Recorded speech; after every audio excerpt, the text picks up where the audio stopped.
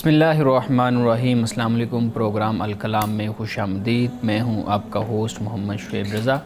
नाज़रीन किराम, ये प्रोग्राम जो सिटी न्यूज़ नेटवर्क और इदारा फ़िक्र जदीद के इश्तराक से शुरू किया गया है, इसके पहले हिस्सा में हम कुरान करीम की कुछ आयात को समझने की कोशिश करते हैं और दूसरे हिस्सा में अपने आहद के नुमाइंदा सियासी, समाजी, मजहबी मौज़ूआत पर पैदा होने वाले सवालात के जवाबात एक नए नुक्ता नज़र से जानने की कोशिश करते हैं।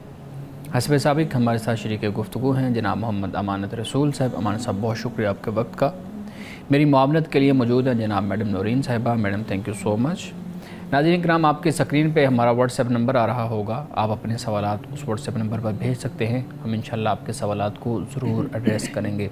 अमानत साहब, हम कल के प्रोग्राम में बात कर रहे थे कि हज़रत मूसा अलैहिस्सलाम का वाक़या ख़त्म हुआ सूरह ताहा में, और फिर अल्लाह रब्बुल इज़्ज़त ने वो जो आयत थी कि जो अल्लाह के ज़िक्र से एराज़ करेगा उसकी माइशत को तंग कर दिया जाएगा, और इससे कम आगे पीछे वाली आयत पे हम बात कर रहे थे। आज आप बताइएगा कि आप किस मौजू पे गुफ्तगू करेंगे। अपने गुफ्तगू का आगाज़ कीजिए। बिस्मिल्लाहिर्रहमानिर्रहीम। सूरह ताहा में एक आयत कल हमने तिलावत की थी और उसका तर्जुमा और तफसीर भी मैंने इख्तसार के साथ बयान किया था। मैं ये चाहता हूँ कि आज उस आयत पे ज़रा तफसील से बात इसलिए करूँ कि इस लफ्ज़ को और इस रवैये को कुरान मजीद ने कई और जगहों पर भी बयान किया है, और वो है अल्लाह ताला को भुला देना। यानी एक कौम के जो अल्लाह को भुला देती है तो नतीजा क्या होता है कि फिर अल्लाह उस कौम को भुला देता है। अब ये जो भुलाने का लफ्ज़ है, इसे सिर्फ़ कुरान मजीद में ही बयान नहीं किया गया, बल्कि हमें अहादीस में भी इसका ज़िक्र मिलता है। और फिर ये है कि हमारे यहाँ एक तसव्वुर खुदी जो अल्लामा इकबाल की तरफ से दिया गया, वो भी इसी से मिलता जुलता ही तसव्वुर है। तो सबसे पहले तो हम कुरान मजीद से ये समझने की कोशिश करते हैं कि निसियान, अल्लाह का भुलाना और बंदे का भुलाना, यानी अल्लाह ने उनको उनके उस भूल में या निसियान में मुब्तला कर दिया, तो इससे मुराद क्या है। सबसे पहले तो हम ये देखते हैं कि कुरान मजीद में सूरह ताहा में ये बयान किया गया कि क़यामत के दिन जब दुनिया में अल्लाह का इनकार करने वाला और अल्लाह के दीन का मुनकर जब खड़ा किया जाएगा, तो वो कहेगा कि क्यों मुझे अंधा ए अल्लाह तूने यहाँ पर खड़ा किया, कि जबकि मैं तो दुनिया में आँखों वाला था, मैं देखता था। तो अल्लाह पाक फरमाएगा क़ाल कज़ालिका अततका आयातुना फ़नसीताहा, इसी तरह कि तेरे पास हमारी आयतें आई थी और तूने हमारी आयतों को भुला दिया। तो वकज़ालिकल यौम तुनसा, और इसी तरह आज तुमको भुला दिया गया। कुरान मजीद में अल्लाह सुब्हानहु व तआला ने सूरतुल हश्र में फ़रमाया ईमान वालों से कि वला तकूनु कल्लज़ीना नसुल्लाहा फ़अनसाहुम अनफुसहुम उलाइका हुमुल फ़ासिकून। फरमाया कि उन लोगों की तरह ना हो जाना कि जो अल्लाह को भूल गए, और फिर क्या हुआ कि अल्लाह ने उन्हें अपने आप से यानी इस निसियान में मुब्तला कर दिया। अपने आप से ही वो निसियान में मुब्तला हो गए, अपने आप को भुला बैठे, और ये लोग फासिक हैं। यानी इंसान का जो खुदा की मारिफत का सफ़र है, यानी इंसान जब मारिफत का सफ़र अपनी ज़ात से शुरू करता है तो उसका नतीजा खुदा की मारिफत की सूरत में निकलता है। इंसान अपने आप को भुलाता है तो उसका नतीजा खुदा को भूल जाने की सूरत में निकला करता है। तो गोया कि इंसान का अपनी ज़ात से जो सफ़र शुरू होता है, यानी वफ़ी अनफुसिकुम, कुरान कहता है कि अपने में तुम गौर व फ़िक्र करो, देखो। तो अफला तुबसिरून, क्या तुम देखते नहीं, यानी तुम्हें अपनी ज़ात ये खुदा तक तुम्हें पहुंचा देती है। बलिल इंसान अला नफ्सी बसीरा, कि इंसान ख़ुद अपने ऊपर भी गवाह है, अपने आप को भी देख रहा है, तो फिर ये कैसे हक़ का, सच का, खुदा का इनकार कर सकता है। तो यहाँ पे अल्लाह पाक ने सूरतुल हश्र में इसी बात को बयान किया। और फिर जो कुफ़ार हैं, मुनाफिकीन हैं, अहले किताब, यानी जो नाफरमानी और सरकशी में मुब्तला हुए, उनके रवैये को भी कुरान ने इसी तरह बयान किया। एक मकाम पे फरमाया कि अल मुनाफिकूना वल मुनाफिकात बादुम मिन बाद, کہ منافق مرد منافق عورتیں یہ ایک دوسرے کے ساتھ ہیں۔ یامرون بالمنکر، یہ برائی کا حکم دیتے ہیں، نصیحت کرتے ہیں، مشورہ دیتے ہیں، وینہون عن المعروف، اور نیکی اور اچھے کاموں سے یہ روکتے ہیں، ویقبضون ایدیہم، اپنے ہاتھوں کو روکے رکھتے ہیں۔ فرمایا کہ نسوا اللہ فنسیہم، تو انہوں نے اللہ کو بھلا دیا تو اللہ نے پھر ان کو بھلا دیا۔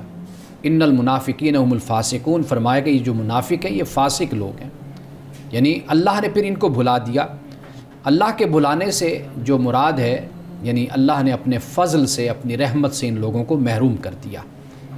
اور اسی طرح سورۃ البقرہ میں بھی اسی بات کو بیان کیا کہ اتامرون الناس بالبر وتنسون انفسکم، کہ کیا تم نیکی کا حکم دیتے ہو لوگوں کو حالانکہ تم اپنے آپ کو بھول گئے، اپنے آپ کو تم نے بھلا دیا، لیکن لوگوں کو نیکی کا حکم دیتے ہو۔ نیکی کا معاملہ ہو، حق اور دین کا معاملہ ہو، تو سب سے پہلے انسان خود اس پر عمل کرتا ہوا نظر آتا ہے۔ تو یہ کیسی تعلیم، کیسی تبلیغ ہے کہ جو اپنی ذات سے نہیں شروع ہوتی، اپنے کردار اور اخلاق سے شروع نہیں ہوتی، دوسرے سے شروع ہوتی ہے کہ وہ اپنے آپ کو تبدیل کر لے اور اپنے آپ کو بدل لے۔ اسی طرح اللہ تعالیٰ نے سورۃ الکہف میں یہ فرمایا کہ وَمَنْ أَظْلَمُ مِمَّنْ ذُكِّرَ بِآیاتِ رَبِّ، اس سے بڑھ کر ظالم کون شخص ہو سکتا ہے کہ جسے اس کے رب کی آیات یاد کروائی جائیں، فَأَعْرَضَ عَنْهَا، وہ پھر ان سے منہ پھیر لے، وَنَسِیَ مَا قَدَّمَتْ يَدَاهُ، اور اپنے کرتوت بھول جائے، جو اس کے اعمال اور کردار ہے وہ اس کو بھول جائے۔ اب یہاں پر ناسیہ کا لفظ استعمال ہوا۔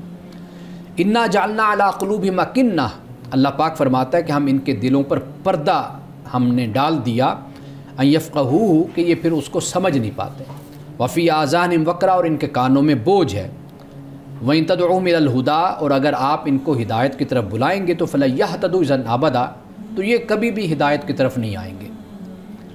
اب سب سے بڑا عذاب یعنی سزا آپ کہہ لیجئے یہی ہوتی ہے انسان کے اپنے ہاتھوں کی کہ وہ خود اپنے آپ کو بھلا بیٹھتا ہے، اور جب خود کو بھلاتا ہے یعنی بحیثیت مخلوق کے اپنی ذات پر بھی غور و فکر نہیں کرتا، تو پھر وہ کبھی خدا تک نہیں پہنچ سکتا۔ تو خدا کو بھلانا انسان کوئی خدا کا تو کوئی نقصان نہیں کر سکتا، یہ بھی در حقیقت خدا کو بھلانا یہ انسان اپنا ہی نقصان کرتا ہے، یعنی وہ محسن ہے، خالق ہے، وہ مالک ہے، وہ رازق ہے، اس نے انسان کو پیدا کیا، انسان کو سب کچھ مہیا کیا، دنیا میں یہ زندگی جیسی نعمت عطا کی۔ اب یہ انسان اگر اسی کو بھول جائے تو پھر سب سے بڑی سزا یہی انسان کے لیے ہوتی ہے کہ وہ خدا کے فضل سے، اس کی رحمت سے، اس کے انعامات سے وہ دور ہو جاتا ہے، وہ محروم ہو جاتا ہے۔ تو ناظرین کرام، سورۃ طٰہٰ میں اللہ پاک نے جو اس بات کو بیان کیا کہ قیامت کے دن یہ اندھے اٹھیں گے اور پھر ان سے یہ کہا جائے گا کہ بھئی تمہارے پاس ہماری آیتیں آئی تھیں، تم نے بھلا دیا تھا، تو لہٰذا آج تم کو بھلا دیا گیا۔ قرآن مجید میں یہ بھی ہے کہ اللہ ان کی طرف دیکھے گا نہیں، اللہ ان سے کلام بھی نہیں کرے گا۔ تو کلام نہ کرنا، نہ دیکھنا، یہ در حقیقت ایک سزا ہوتی ہے، اور محرومی کا یہ ثبوت اور دلیل ہوتی ہے کہ اگر ایک ذات، ایک ہستی دیکھ نہیں رہی، کلام نہیں کر رہی، تو وہ بھلا اپنے انعامات سے، اپنی جنت سے کیسے اس کو نوازے گی، اور کس طرح وہ اس کا حق رکھے گا کہ وہ جنت میں داخل ہو سکے۔ ناظرین کرام، یہاں وقت ہوا چاہتا ہے ایک بریک کا، ہمارے ساتھ رہیے گا۔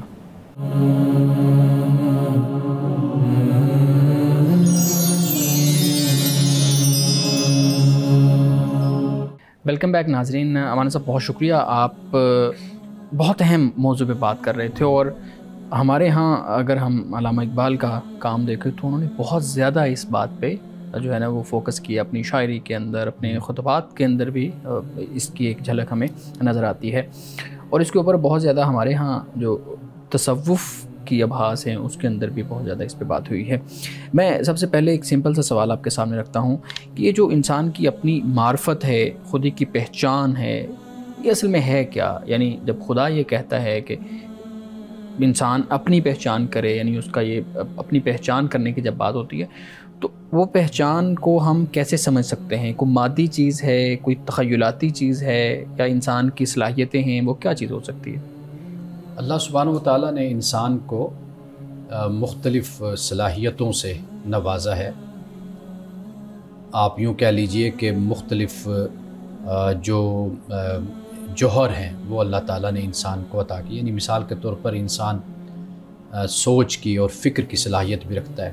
ٹھیک ہے، بالکل. انسان میں جذبات بھی ہوتے ہیں، انسان میں خواہشات بھی ہوتی ہیں. یہ مختلف معاملات ہیں کہ جو انسان کو اللہ تعالیٰ نے عطا کیے. اللہ سبحانہ و تعالیٰ نے آدم کو پیدا کیا، علم عطا کیا، قدرت عطا کی. یعنی قدرت سے مراد اللہ نے ایک کنٹرول، ایک اختیار، ایک ارادہ اور ایک اقتدار اللہ تعالیٰ نے زمین پر جو کسی مخلوق کو نہیں دیا، وہ انسان کو اللہ نے عطا کیا. بالکل صحیح. یہ جو کچھ بھی ہے اس کا تعارف ہمیں دین کراتا ہے، قرآن بتاتا ہے ہمیں. ٹھیک. لیکن اگر انسان ان چیزوں کو اپنی ذات کے اندر بھی سوچے اور سمجھے تو وہ بہت کچھ نتیجے تک پہنچ سکتا ہے کہ اللہ نے اس کو بڑے پوٹینشل سے اس کو نوازا ہے. اور یہی وہ اصل چیز ہے کہ جو انسان کی معرفت اور انسان کی پہچان ہوتی ہے، کہ جب ایک انسان کا ظاہر ہے، ایک انسان کا باطن ہے. جب انسان اپنے باطن میں، جسے اقبال نے کہا کہ اپنے من میں ڈوب کر پا جا سراغ زندگی، تو جب انسان اپنی ذات پر غور و فکر کرتا ہے، قرآن پاک نے اس طرف بڑا متوجہ کیا ہے انسان کو، جیسے ابھی میں نے بیان کیا. تو اس سے جو انسان کو پہچان اور معرفت اور جو انسان نتیجہ حاصل کرتا ہے وہ یہی ہوتا ہے کہ اس کا کوئی خالق ہے. آخر انسان کا یہ پوٹینشل، انسان کی یہ صلاحیت، انسان کی یہ قابلیت، اس کا علم، جس کے لیے قرآن پاک کہتا ہے کہ یہ کائنات انسان کے لیے مسخر کی گئی اور کہا گیا انسان کو میں نے اپنے لیے مسخر، اپنے لیے میں نے پیدا کیا. قرآن مجید انسان کے حوالے سے کہتا ہے. تو یہ جو ربط اور تعلق انسان کا اپنے رب کے ساتھ جب جڑتا ہے نا، ربط اور تعلق یہ جو قائم ہوتا ہے، یہ در حقیقت اس کی بنیاد ہے کہ اپنی ذات سے شروع ہونے والا سفر یہ انسان کو خدا تک پہنچاتا ہے. جی بالکل ٹھیک ہے. اچھا، ہم دیکھتے ہیں کہ ہمارے ہاں اقبال کی شاعری موجود ہے، بلکہ قرآن کریم کی آیات موجود ہیں، رسول اللہ صلی اللہ علیہ وسلم کی روایات، آپ کی سنت، آپ کی سیرت موجود ہے ہمارے پاس شعراء کی جو شاعری ہیں وہ موجود ہیں. خاص طور پہ ہمارے شاعر مشرق علامہ محمد اقبال صاحب کی اس پہ بہت زیادہ اس پہ کام ہے. لیکن آج ہم جب اپنی نظر دوڑاتے ہیں اپنے معاشرے میں تو ہم دیکھتے ہیں کہ جو مادی وسائل ہیں وہ بڑھتے بھی جا رہے ہیں، اور ان مادی وسائل کے بڑھنے کے ساتھ ساتھ جو انسان کی سوچ ہے، جو اس کا شعور ہے، وہ ہمیں کم ہوتا نظر آ رہا ہے.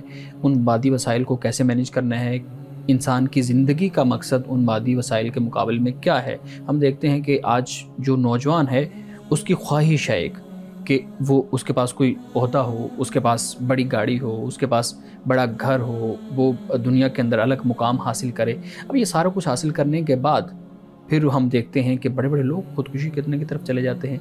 تو کیا یہ جو اتنا کچھ حاصل کرنے کے بعد خودکشی ہے، وہ کہیں یہ تو نہیں ہے کہ انسان اپنی پہچان نہیں کر پاتا، وہ دنیا کے معاملات کے اندر لگ جاتا ہے؟ ہر چیز اپنے مرتبے پہ اور اپنی حیثیت میں ہو تو انسان کبھی بھی بے آرام نہیں ہوتا، بے سکون نہیں ہوتا.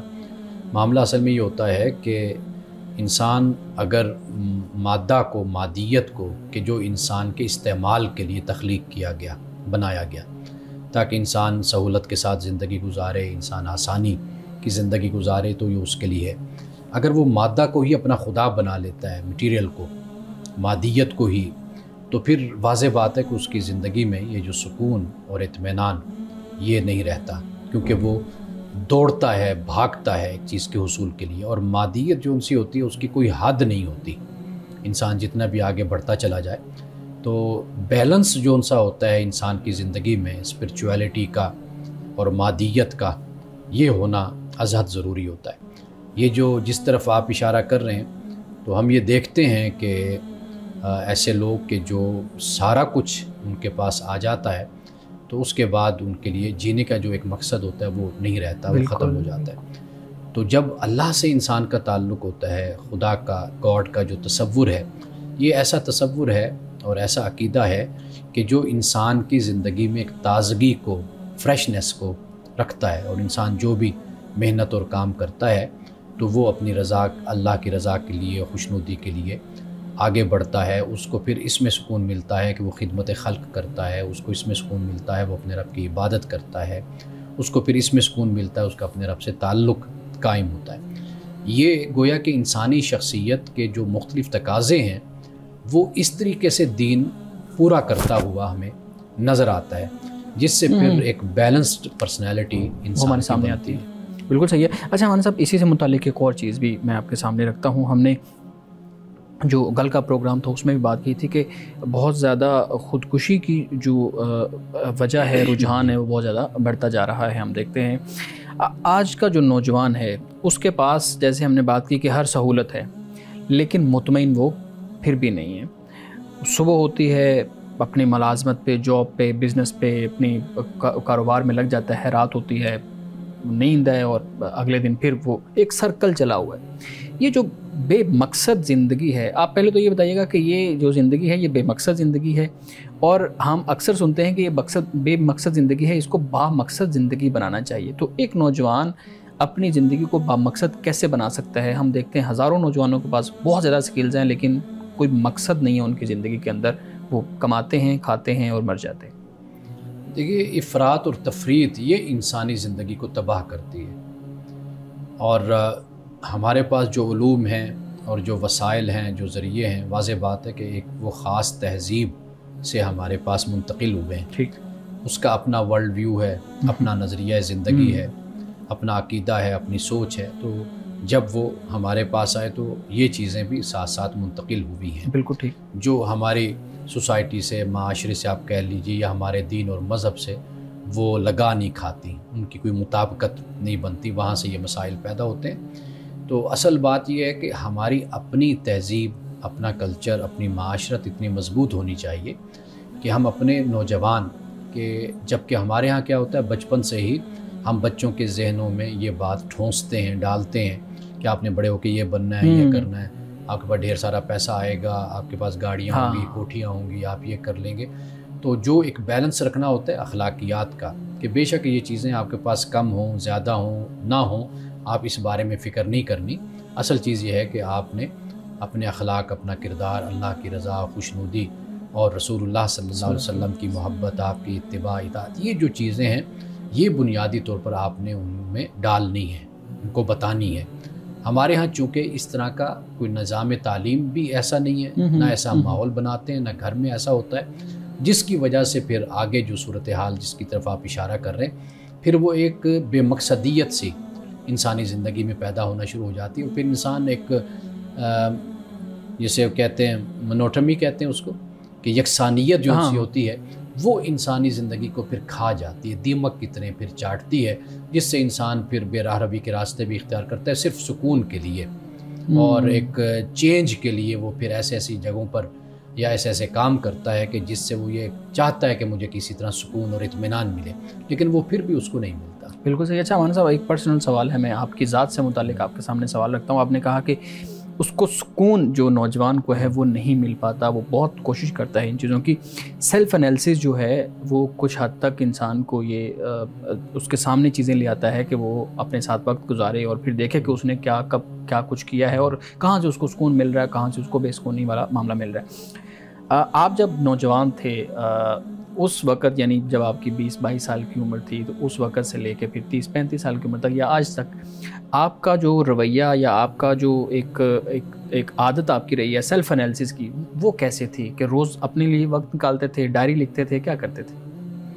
اچھا، پہلی بات تو یہ ہے کہ شوق جو انسان کا ہوتا ہے نا سیکھنے کا، یہ شروع سے رہا۔ یعنی جب لاہور میں آئے تو پہلے دن سے ہی کہ بھئی یہ بھی پڑھ لیں، یہ بھی پڑھ لیں، یہ بھی سیکھ لیں، یہ بھی سیکھ لیں، مختلف ادارے اور لائبریریز۔ تو یہ انسان اپنے آپ کو ایک لحاظ سے جج کرتا ہے، اپنے آپ کو پرکھتا ہے، اپنے آپ کو دیکھتا ہے۔ تو سب سے بڑی چیز یہی ہوتی ہے کہ انسان میں جو ایک لگاؤ ہو اپنے کام سے اور کلیئرٹی ہو کہ بھئی میں نے اپنی زندگی میں کرنا کیا ہے، یہ سب سے بڑی چیز ہوتی ہے۔ کچھ لوگ ہوتے ہیں کہ جو اپنے آپ کو تقسیم کیے رکھتے ہیں، ان کو بڑے عرصے تک یہ کلیئرٹی نہیں ہوتی کہ بھئی انہوں نے کیا کرنا ہے۔ تو یہ بڑی نعمت خدا کی طرف سے ہوتی ہے کہ اگر آپ نوجوانی میں ہی آپ اپنے پروفیشن کو، اپنے گول کو آپ سیٹ کر لیتے ہیں، طے کر لیتے ہیں کہ آپ نے اس طریقے سے زندگی گزارنی ہے۔ مثال کے طور پر میرے پاس بہت سے دوست، بہت سے لوگ جو مختلف پروفیشن یا مختلف شعبے میں کہ ادھر آپ چلے جائیں، آپ یہ کر لیں، یہ کر لیتے ہیں، فلاں کر لیتے ہیں، لیکن میں نے کہا کہ بھئی جو میں نے سوچا ہے، جو میرا ارادہ ہے، میں اسی راستے پر ہی چلوں گا. ٹھیک. باقی کامیابی ناکامی وہ خدا کی طرف سے ہوتی ہے. بالکل صحیح. لیکن ہم نے اپنی اسٹرگل کو جاری رکھنا. تو وہ الحمدللہ یعنی انسان طے کر لے اور اسی کے ساتھ مطمئن اگر انسان رہے. میں اکثر کہتا ہوں کہ پروفیشن اور پیشن یہ نوجوانوں کو ایک کرنا چاہیے، تو پھر ہی انسان آگے بڑھتا ہے اور ترقی کرتا ہے. بالکل صحیح، بالکل صحیح. ناظرین کرام، یہاں وقت ہوا چاہتا ہے ایک بریک کا، ہمارے ساتھ رہیے.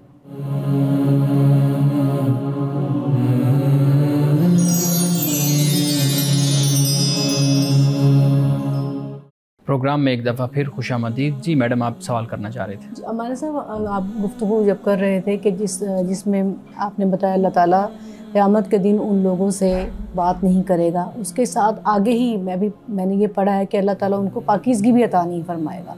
میں چاہوں گی ہمارے ناظرین کے لیے آپ بتائیں کہ یہ اتنی بڑی بات ہے کہ نہ کلام کرنا، جیسے کہ آپ نے خود اس پہ روشنی ڈال دی ہے کہ اس میں ہمارے لیے کتنا بڑا میسیج ہے.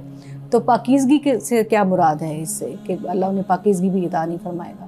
اصل جہاں پہ یہ بیان ہوا ہے نا، اس سے پہلے حرام حلال کو بیان کیا بالکل گیا ہے. ایسے ہی ہے. پاکیزہ کیا کھانا چاہیے کیا نہیں. مثال کے طور پر یعنی ذبح کرنے کے حوالے سے جو بیان ہوا، جی.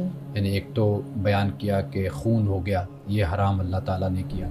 اسی طرح غیر اللہ کا نام لے کر جانور ذبح کیا گیا، وہ حرام کیا. اسی طرح خنزیر جی جو ہے اس کو حرام کیا. یہ چند چیزوں کو بیان کیا. جی. یہ بیان کرنے کے بعد پھر آخر میں جا کر اللہ تعالیٰ نے ولا یزکیہم، یہ فرمایا قیامت کے دن اللہ ان کو پاک نہیں کرے گا. مراد یہ کہ اللہ قیامت کے دن انہی کو ہی پاکیزہ رکھے گا یا پاکیزگی عطا کرے گا جو دنیا میں اس کا اہتمام کرتے رہے. اب جو لوگ دنیا میں اپنے آپ کو پاکیزہ نہیں رکھتے، اپنے آپ کو حرام کے ساتھ جوڑے رکھتے ہیں، حرام کھاتے رہتے ہیں، تو وہ ناپاک رہتے ہیں، گندے رہتے ہیں روحانی طور پر. تو وہ جب خدا کی بارگاہ میں قیامت کے دن آئیں گے تو وہ اپنی اسی کے ساتھ آئیں گے. ایسا نہیں ہوگا کہ اللہ تعالیٰ وہاں ان کو پاک کر دے. یہ ایسے ہی ہے کہ جیسے جنہوں نے خدا کا انکار دنیا میں کیا، اب قیامت کے دن جب وہ خدا کو دیکھ لیں گے، یا آخرت کا انکار کیا تو اب آخرت برپا ہو جائے گی. اب وہ کہیں گے جی اب ہم ایمان لاتے ہیں. تو اللہ فرمائے گا کہ اب تمہارا ایمان قابل قبول نہیں ہے. وہ بن دیکھے اگر تم مانتے تو وہ قبول ہوتا، اب تو تم نے دیکھ لیا سارا کچھ. یہی معاملہ ہوگا کہ بھئی جو اللہ نے حکم دیا پاکیزگی کا اور جو بتایا کہ بھئی یہ تم نے نہیں کھانا، یہ حرام ہے، یہ ناجائز ہے، اب وہ دنیا میں وہی کھاتے رہے. اب قیامت کے دن جب اللہ کے حضور آئیں گے تو وہاں پر پھر پاکیزگی وہی ہے جو تم دنیا سے لے کر خدا کے پاس آؤ گے، اللہ کے احکام پر عمل کرتے ہوئے ایمان اور اعمال صالح کے ساتھ آئیں گے. تو یہ در حقیقت اس بات کی طرف پاکیزگی سے کیا یہ بھی مراد ہے کہ اللہ تعالیٰ اس دن ہمارے جو بھی چھوٹے بڑے گناہوں کی یعنی کہ درگزر فرما کے ہمیں جو ہے وہ جنت کا مستحق بنائے. دیکھیے یہ جو بات ہے نا، قرآن پاک اس بات کو اور کئی مقامات پر بیان کرتا ہے. لیکن اس کا اگر پس منظر ہم دیکھیں تو وہ یہی بیان ہوتا ہے جو حرام کے حوالے سے بیان. تو ایک اور چیز اس بارے میں جیسے دنیا میں جو لوگ حرام حلال میں فرق نہیں کرتے ہیں، مطلب کھانے پینے میں بھی اور اپنے دوسرے زندگی گزارنے کے حوالے سے بھی، لیکن وہ اللہ کے دیے ہوئے رزق میں سے انفاق کر دیتے ہیں اور یہ سوچتے ہیں کہ بھئی ہم نے ایک نیکی کر لی ہے انفاق فی سبیل اللہ کر کے، تو شاید ہمارا جو کمپنسیٹ ہو یہ بات ہو سکتی ہے. اصل جو اللہ کا حکم ہے نا وہ پیش نظر رہنا چاہیے. اللہ کا حکم یہ ہے کہ آپ نے ظلم نہیں کرنا، زیادتی نہیں کرنی، کسی کا حق نہیں کھانا، ناحق آپ نے چھیننا نہیں ہے، یہ اللہ کا حکم ہے. باقی خرچ کرنا جو ہے وہ پھر نفلی کام ہو جاتا ہے.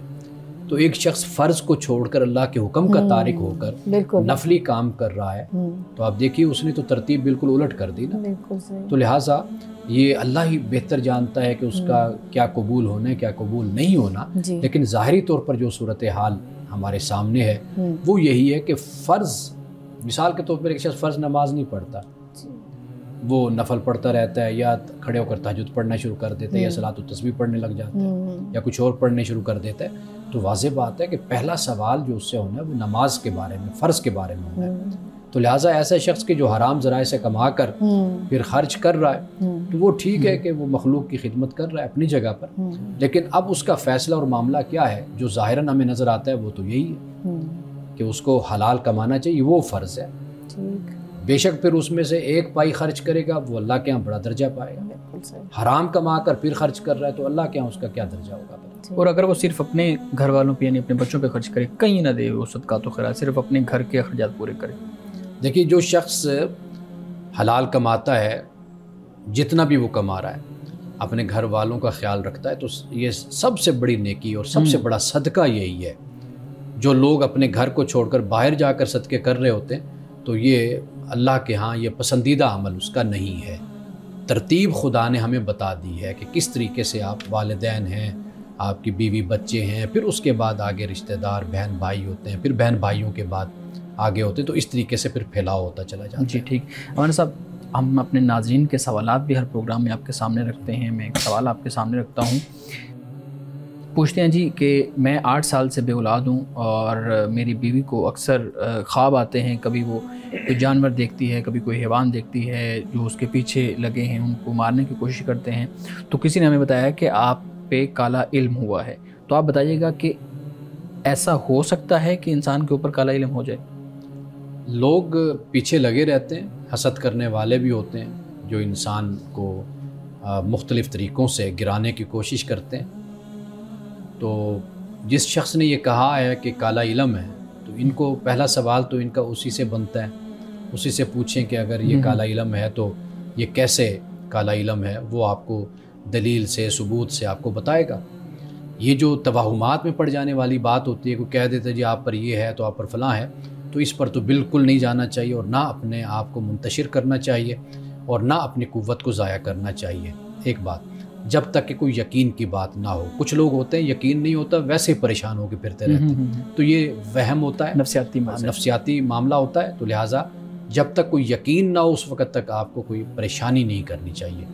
دوسری بات یہ کہ جو بھائی کہہ رہے ہیں ان کی بیگم کو جو معاملہ ہے، یہ در حقیقت کئی دفعہ انسان کے اسٹومک معدے کی خرابی کا مسئلہ بھی ہوتا ہے، تیزابیت کا مسئلہ ہوتا ہے، یا ویسے بے اولاد ہمارے معاشرے میں آپ کو پتہ ہے خاتون ہر طرف سے اس بیچاری کو تانے سننے پڑتے ہیں، کوئی ساس بولتی ہے، کبھی سسر بولے گا، کبھی کوئی نند آ کر بولے گی، کبھی رشتہ دار پوچھیں گے۔ ایک یہ سوال بہت کیا جاتا ہے کہ بھئی کوئی خوشخبری، اب یہ سوال اکثر طور پر بالکل اب اس سے عورت جو انسی ہے وہ اکثر طور پر پریشان ہوتی ہے، انڈر پریشر آ جاتی ہے، نفسیاتی طور پر مسئلہ ہو جاتا ہے، تو لہٰذا ممکن ہے کہ اس پریشانی کی وجہ سے اس طرح کے خواب خاتون کو آتے ہوں۔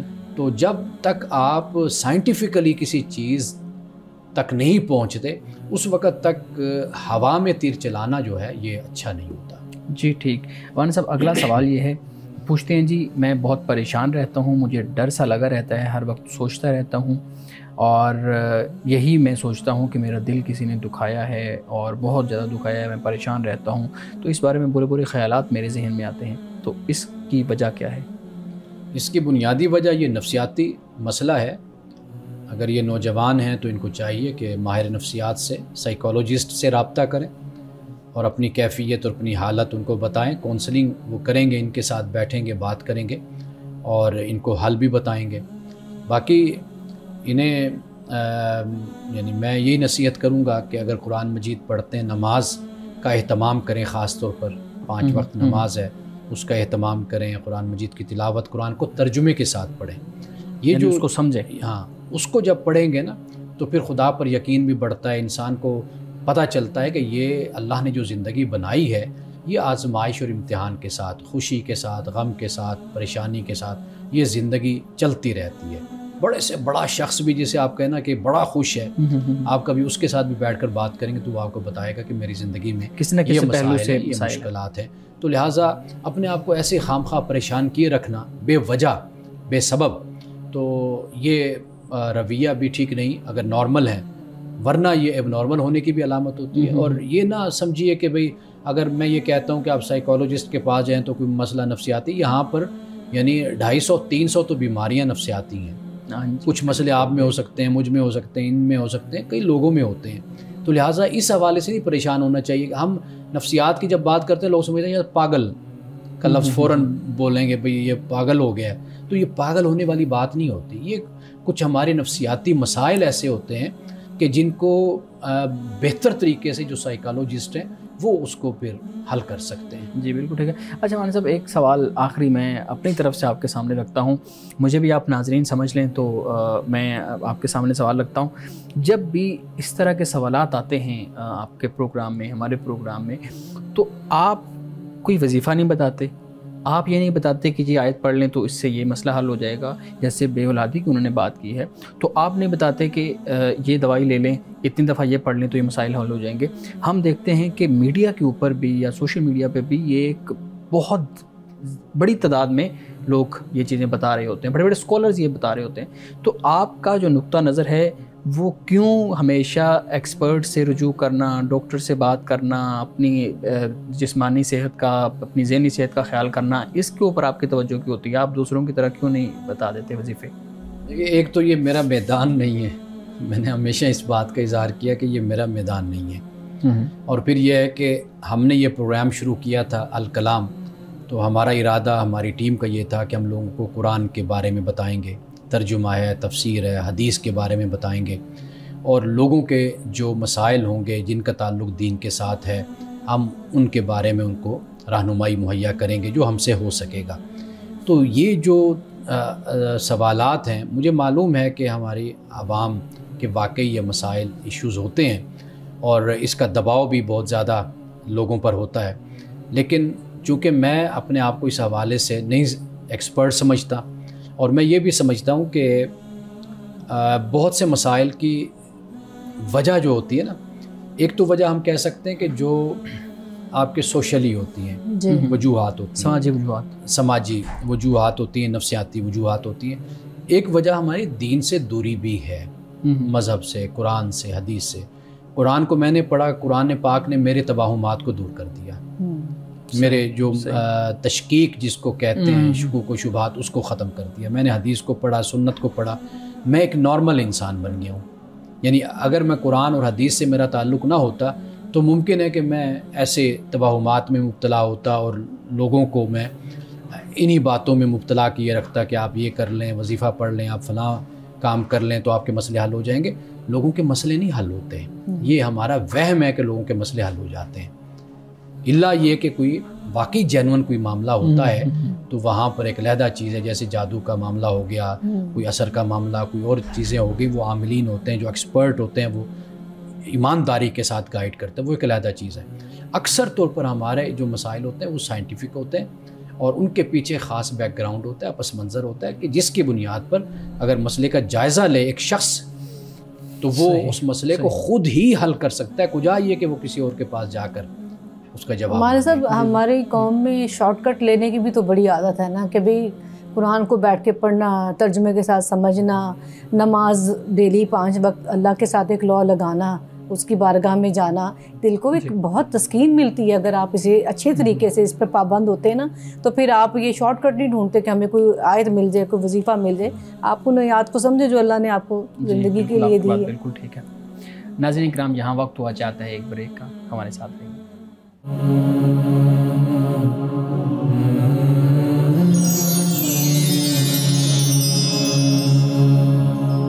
پروگرام میں ایک دفعہ پھر خوش آمدید۔ جی میڈم پلیز سوال رکھیے گا مانی صاحب۔ جی مانی صاحب، کچھ لوگ اسلام پر اعتراض کرتے ہیں کہ اسلام میں لڑکے اور لڑکیوں کے حوالے سے ڈسکرمنیشن پائی جاتی ہے۔ وہ یہ بھی بات کرتے ہیں کہ قرآن پاک میں جہاں اولاد کا ذکر آتا ہے تو زیادہ تر یعنی بیٹوں کا ہی ذکر ملتا ہے، جیسے المال والبنون زینۃ الحیات الدنیا، اور پھر ایک دوسری جگہ پہ یہ بھی ہے کہ ہم نے تمہارے لیے تمہاری بیویوں میں سے بیٹے اور پوتے پیدا کیے۔ تو یہ بات درست ہے جو اسلام پر اوپر یہ اعتراض اٹھایا جا رہا ہے، اس کی تصحیح کر دیجیے۔ دیکھیے قرآن مجید میں اس طرح کی جو آیات ہیں جو آپ نے پڑھی ہیں، اس کا ایک خاص پس منظر ہے عرب کے معاشرے میں، اور خاص طور پر افرادی قوت وہ سب سے بڑی بیٹے تھے بالکل اس معاشرے کے لیے، یعنی جنگیں کرنا، سفر کرنا، تجارت کرنا۔ سفر محفوظ تو نہیں ہوا کرتے تھے جیسے آج ہم بیٹی کو جہاز پر بٹھا دیتے ہیں، بہن کو وہ جا کر دوسرے ملک میں اتر جاتی ہے، بالکل سیف اینڈ ساؤنڈ اس کا سارا جرنی ہوتا ہے۔ تو معاملہ اصل میں یہ ہے کہ اس وقت ایسی صورتحال نہیں تھی۔ بیٹے اس لیے قرآن پاک نے بیان کیا کیونکہ انہی کی بنیاد پر کھیتی باڑی ہوتی تھی، کاشتکاری ہوتی تھی، جنگیں ہوتی تھی، تجارت ہوتی تھی، تو قرآن نے اس پس منظر میں اس کو بیان کیا ہے۔ باقی قرآن مجید کی بے شمار آیات ایسی ہیں کہ جہاں پر مرد عورت کو برابر بیان کیا گیا۔ آپ دیکھ لیجیے سورۃ الاحزاب میں ان المسلمین والمسلمات والمؤمنین والمؤمنات سب کو برابر بیان کیا گیا۔ والمؤمنون والمؤمنات بعضهم اولیاء بعض، ایک دوسرے سے ہیں مومن مرد مومن عورتیں، یہاں پر اکٹھے بیان کیا گیا۔ اسی طرح ایک آیت نہیں ہے، اللہ تعالیٰ نے کہا کہ مرد ہو یا عورت جو اچھے کام کرے گا اللہ کی طرف سے اس کو انعام ملے گا، یہ بھی قرآن پاک نے بیان کیا۔ للرجال نصیب مما اکتسبوا وللنساء نصیب مما اکتسبن، مردوں کے لیے وہ حصہ ہے جو انہوں نے کمایا، عورتوں کے لیے وہ حصہ ہے جو عورتوں نے کمایا۔ قرآن یہ بھی بیان کرتا ہے۔ تو یہ جو آیات ہیں جہاں پر آپ یہ بات کر رہی ہیں، آپ اس کا ایک پس منظر مد نظر رکھیں گے نا تو پھر آپ کو معلوم ہوگا کہ یہ آیات اللہ پاک نے کوئی اصولی طور پر بیان نہیں کی، یہ بیان کی ہے خاص پس منظر میں، خاص کانٹیکسٹ میں اللہ تعالیٰ نے ان کو بیان کیا۔ ٹھیک ہے ہمارے صاحب، اسی حوالے سے ایک سوال ہمیں کینیڈا سے موصول ہوا ہے، اور وہ اپنی بچی کی طرف سے پریشان ہے۔ وہ کہتی ہیں کہ ہماری بچیاں یعنی کہ مسلمان ہیں فیملی، وہ کہتے ہیں کہ بھی بیٹیاں یہ کہتی ہیں کہ ہم دیکھتے ہیں کہ بیٹوں کو آپ جتنی آزادی دیتے ہیں آنے جانے کے حوالے سے، ملنے جلنے کے حوالے سے، تو اس طرح آپ ہمیں، حالانکہ ہم یورپ میں رہ رہے ہیں، یہاں پہ زیادہ سیف ماحول محسوس کرتے ہیں وہ آنے جانے کے لیے، لیکن پھر بھی مسلمان گھرانے اپنی بچیوں کو اس طرح آزادی دینا پسند نہیں کرتے ہیں۔ تو اب وہ یہ چاہتی ہیں کہ بھی میں اپنی بچی کو کس طریقے سے گائیڈ کروں، اس کو ذہنی طور پر ریلیکس کروں، کہ ایسا کیوں ہے؟ دیکھیے، پریشانی تب بنتی ہے کہ جب آپ کسی پر بوجھ زیادہ ڈال دیتے ہیں اور کسی پر بوجھ کم کر دیتے ہیں، یہ تو پریشانی کا باعث بنتی ہے، اس کو ڈسکریمنیشن آپ کہیے۔ یہ جو بات آپ بیان کر رہی ہیں یہ تو ایک تحفظ کے نقطہ نظر سے، سیکیورٹی کے نقطہ نظر سے واضح بات ہے کہ اللہ سبحانہ وتعالیٰ نے مرد ہو یا عورت، لڑکا ہو یا لڑکی، ان کی تخلیق میں اللہ کی طرف سے فرق ہے، نفسیاتی حوالے سے فرق ہے، جسمانی حوالے سے فرق ہے۔ یہ چیزیں پھر انسان کی معاشرت کے ساتھ ان کا تعلق ہوتا ہے۔ یعنی مثال کے طور پر آپ دیکھیے کہ خواتین کا معاملہ ہے تو اسلام نے ایک طریقہ کار بتایا نا بیٹی کے لیے، جوان خاتون کے لیے، کہ وہ اپنے لباس کا اہتمام کرتی ہے، اپنی شخصیت کا اہتمام کرتی ہے۔ یہ فرق لڑکے میں یا لڑکی میں موجود ہے۔ یہ صنفی فرق اس کو آپ کہہ لیجئے، یا آپ یہ کہہ لیجئے کہ یہ دونوں کے جو جسمانی فرق ہے تخلیق میں، پیدائش میں، اس کا بھی ہے۔ اور پھر نفسیاتی بہت سے مسائل آپ دیکھیے کہ آپ جسے ڈسکریمنیشن کہتے ہیں نا، یہ کئی دفعہ ایسے ہوتا ہے کہ وہ آپ کی فطرت کا تقاضا ہوتا ہے۔ اب بھی ماڈرن ورلڈ میں مجھے یعنی یہ کتاب میری نظر سے گزری جس میں انہوں نے یہ بتایا ہے کہ آج بھی یورپ میں بھی لڑکیاں جو پروفیشن اپنے لیے منتخب کرتی ہیں وہ زیادہ بوجھ والا نہیں اٹھاتی پروفیشن۔ جو بوجھ والے پروفیشن ہیں جس میں ہارڈ ورکنگ زیادہ ہے، جسمانی طور پر زیادہ ہارڈ ورکنگ ہے، وہ مرد زیادہ آج بھی کرتے ہیں۔ عورتیں آج بھی ٹیچنگ کو منتخب کرتی ہیں، عورتیں آج بھی بیٹھ کر کوئی کام کرنے کو منتخب کرتی ہیں، آسان کام۔ یہ آج بھی، یعنی میں یورپ کی میں بات کر رہا ہوں، تو کچھ تقاضے جبلی اور فطری ہوتے ہیں، ان کو پیش نظر رکھ کر لڑکی کو، بیٹی کو سمجھایا جا سکتا ہے کہ بھئی اگر آپ کے لیے یہ چیز ہے تو یہ کوئی قید کی بات نہیں ہے، یہ تو آپ کو اچھا پروٹوکول دیا جاتا ہے گھر کی طرف سے، آپ کا خیال تحفظ کیا جاتا ہے، آپ کا خیال کیا جاتا ہے۔ امان صاحب، آج کے حدیث مبارکہ کا بیان کیجیے گا۔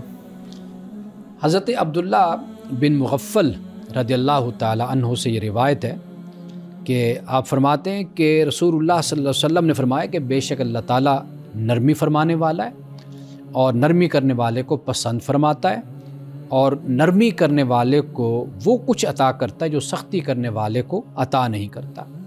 یعنی اللہ خود نرمی کرنے والا ہے، یعنی اس کو پسند فرماتا ہے نرمی کو، اور پھر جو سختی ہے اس کو اللہ اتنا پسند نہیں کرتا، اور سختی کرنے والے کو وہ کچھ عطا نہیں کرتا جو اللہ تعالیٰ نرمی کرنے والوں کو پسند عطا کرتا ہے۔ یعنی گویا کہ ہمیں اس سے یہ تعلیم ملتی ہے کہ ہمیں اپنے معاملات میں نرم رویہ اختیار کرنا چاہیے، نہ یہ کہ ہم سخت رویہ دوسروں کے ساتھ کریں۔ ناظرین کرام، اس دعا کے ساتھ اپنے پروگرام کا اختتام کریں کہ اللہ رب العزت حسن کلام اور تاثیر کلام عطا فرمائے، ہماری زبان کی گروں کو کھول دے اور سننے والوں تک خیر کا پیغام پہنچے۔ اجازت دیجیے، خدا حافظ۔